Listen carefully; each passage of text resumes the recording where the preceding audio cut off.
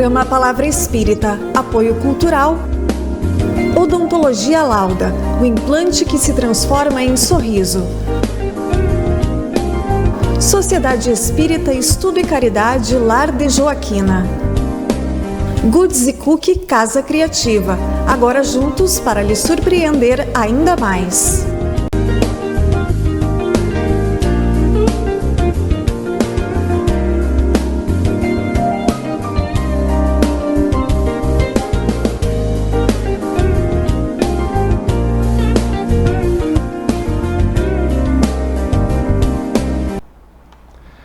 Estamos iniciando pela TV Santa Maria, canal 19 da NET, mais um programa Palavra Espírita, agradecendo aos nossos apoiadores culturais, Sociedade Espírita Estudo e Caridade Lar de Joaquina, Odontologia Lauda, o implante que se transforma em sorriso e Goods e Cookie Casa Criativa, agora juntas para lhes surpreender ainda mais.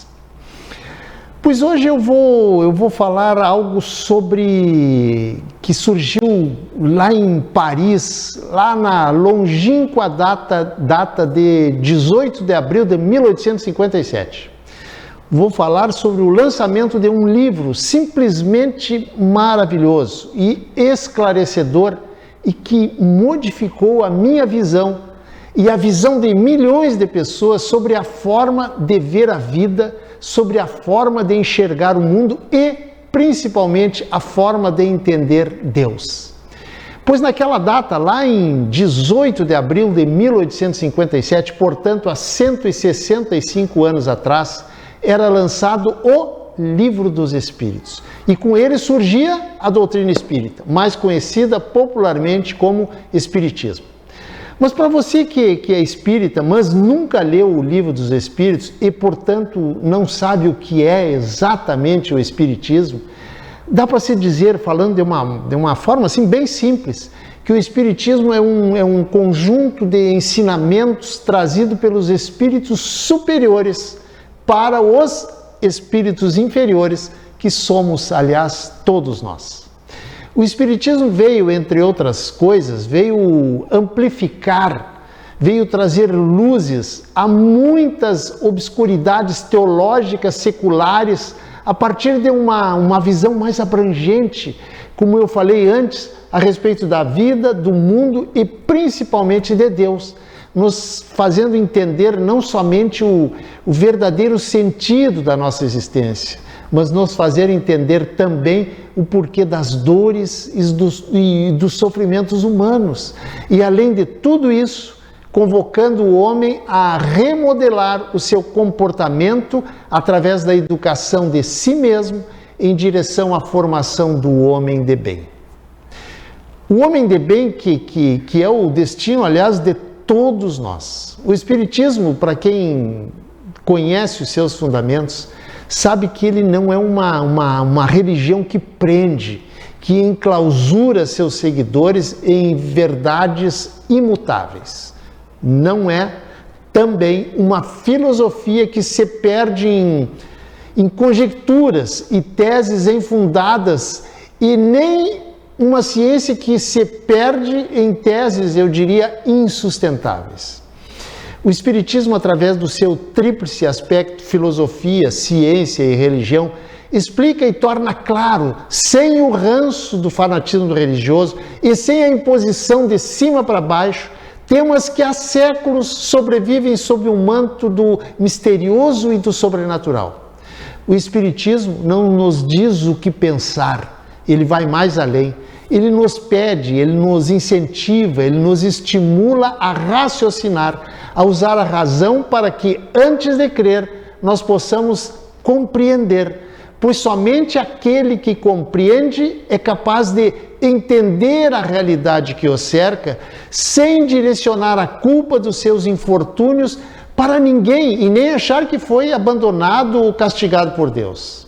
Aliás, por falar em Deus, permita-me dizer que no entendimento do Espiritismo, Deus não decreta nenhum conjunto de regras para definir comportamentos como acertos e errados. Deus não vigia, Deus não fiscaliza como muitos pensam, Deus não pune nem determina, Deus não julga e nem executa sentenças. E mais, não necessita de oferendas, de sacrifícios e nem de promessas. E mais ainda, não concede graça, nem dons e nem favores. Não intercede, não aceita pedidos e nem atua através de milagres. Sabe por quê? Porque Deus, para o Espiritismo, não está restrito à humanidade do planeta Terra e nem tampouco da Via Láctea. Ou será que você acredita que neste universo infinito só existe vida na Terra? Para o Espiritismo, Deus é o Deus do universo infinito, é a inteligência, é a sabedoria, é a sapiência elevada à potência infinita, a causa primeira de todas as coisas. Resumindo, Deus para o Espiritismo é o Deus que criou o universo infinito e não o Deus criado pelo homem. Infelizmente, o Deus criado pelo homem ao longo dos séculos é um Deus que impõe regras, cultos, mandamentos, hierarquias, vestimentas, sacramentos e mistérios. O Deus que se ensina nas casas espíritas é um Deus que não castiga e nem tampouco compete com o mal. Outra importante diferença do Espiritismo para outras religiões é que o Espiritismo não tem um conjunto de controles e regras organizadas e hierarquizadas que dominem os homens e que os homens não só se tornem repetidores de rezas, como escravos do medo e do castigo de quem nunca, em hipótese alguma, deveriam ter medo. Exatamente do medo de Deus. Outra coisa que diferencia o Espiritismo das outras religiões é a fé. E qual é a fé que o Espiritismo prega, ou melhor, oferece a quem se aprofunda nos preceitos espíritas? A fé espírita chama-se fé raciocinada. E o que vem a ser a fé raciocinada? Pois a fé raciocinada consiste na convicção de que temos uma alma, um espírito, que são, aliás, a mesma coisa, e que este sobrevive ao corpo, e mais, que é feliz ou infeliz conforme o bem que o espírito fez na sua trajetória enquanto espírito imortal. A fé espírita, a fé raciocinada, deixa de ser uma mera crença para ser uma certeza naquilo que se acredita. E essa certeza acontece por uma razão muito singela, a de que para se crer é necessário, antes de tudo, entender, compreender aquilo que se crê. E não crer porque me disseram que eu devo acreditar ou porque me disseram que eu devo crer. A fé espírita não está envolta em mistério. Ao contrário, é o fato analisado sob a luz da lógica e da razão.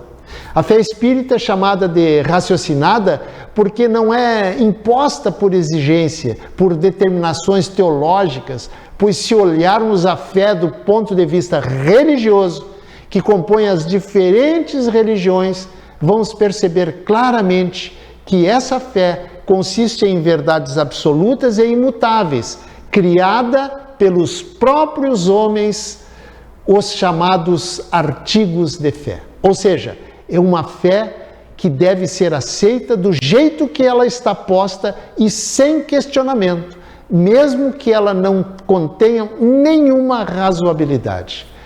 A fé impositiva, a que precisa ser aceita e não questionada, se você parar para pensar, ela nega senão a maior diferença dos seres humanos para os animais, que é a capacidade de raciocinar logicamente. E dessa forma, ela não deixa um espaço para questionamentos. E quando surgem os questionamentos, surgem o quê? A dúvida. E foi isso exatamente o que aconteceu comigo.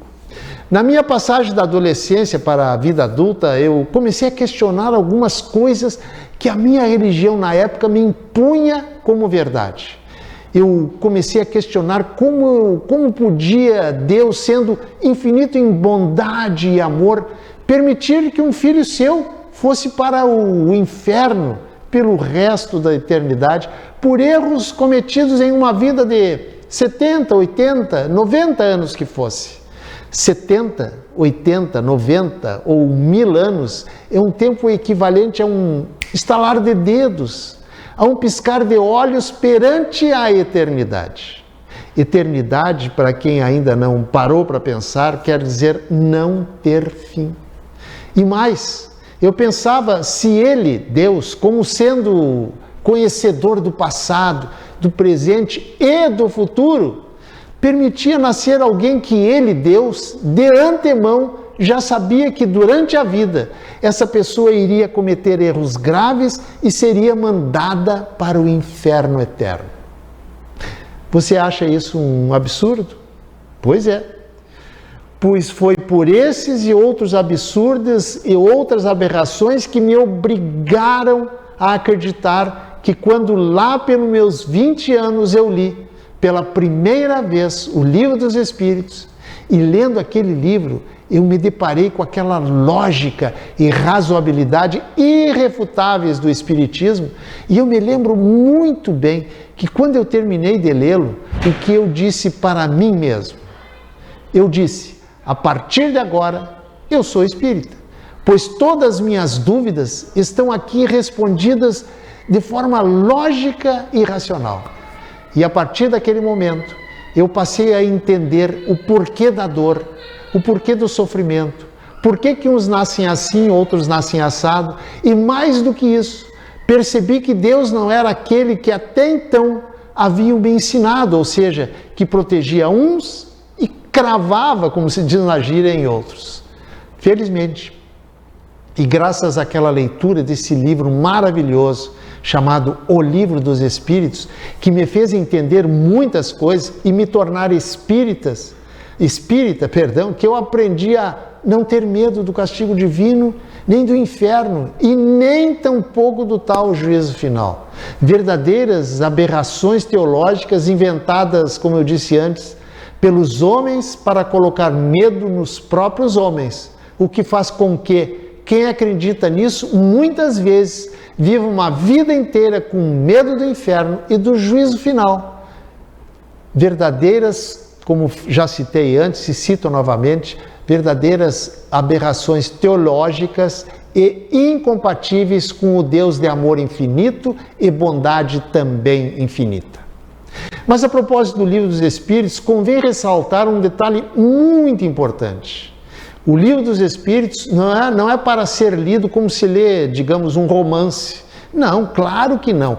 O Livro dos Espíritos, lançado em Paris, em 18 de abril de 1857, ou seja, há 165 anos atrás, é um livro de perguntas e respostas que deve ser lido se refletindo sobre o que se está lendo, ou seja, colocando cada resposta sob análise, sob avaliação da sua razão. Não lhe é imposto nada, nenhuma crença. Você é que vai, através da sua análise racional, aceitando ou não as explicações ali contidas. É importante também deixar bem claro que uma das finalidades do Espiritismo trazida pelos espíritos superiores não é criar uma nova cultura que transforme o mundo, mas que nos faça entender que quem precisa se transformar somos nós, seres ainda muito imperfeitos moralmente falando.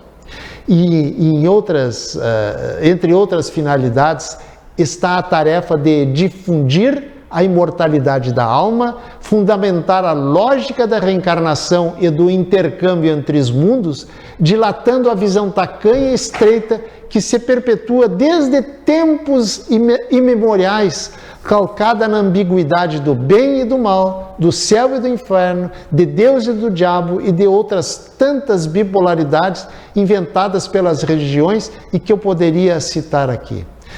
Mas tem um detalhe muito importante. O Espiritismo não garante que você, sendo espírita, que todos os seus problemas acabaram. Não. Claro que não. Definitivamente não.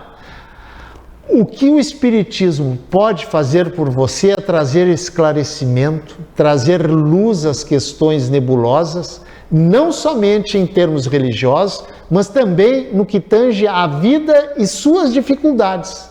pois o conhecimento trazido pelo Espiritismo, se bem entendido, nos permite que estejamos mais preparados para atravessar os desafios da vida, além de acelerar o processo evolutivo do espírito imortal que habita em nós. Mas esse exercício da prática do bem varia de pessoa para pessoa, na medida em que cada um de nós, alunos desta gigantesca escola de almas chamada Planeta Terra, chega com um planejamento bem definido, mas diferente um do outro, para o estágio de aprendizado aqui, tudo adequado e de acordo com a necessidade e a capacidade de cada um. Aliás, por falar nisso e para encerrar, deixo uma perguntinha bem básica para você que me assistiu até agora e que o Espiritismo explica de forma muito clara, lógica e racional. A pergunta é a seguinte: você sabe o que você veio fazer aqui? Você sabe por que você está aqui enfrentando as peripécias, digamos assim, desse mundo desigual em que uns nascem ricos, outros nascem pobres, uns nascem sadios, outros nascem doentes, muitas vezes de forma irreversível? Você sabe? Pense nisso. Um abraço e até o nosso próximo encontro. Tchau! Programa Palavra Espírita, apoio cultural, Odontologia Lauda, o implante que se transforma em sorriso.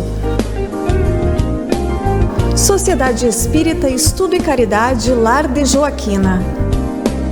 Goods & Cookie Casa Criativa, agora juntos para lhe surpreender ainda mais.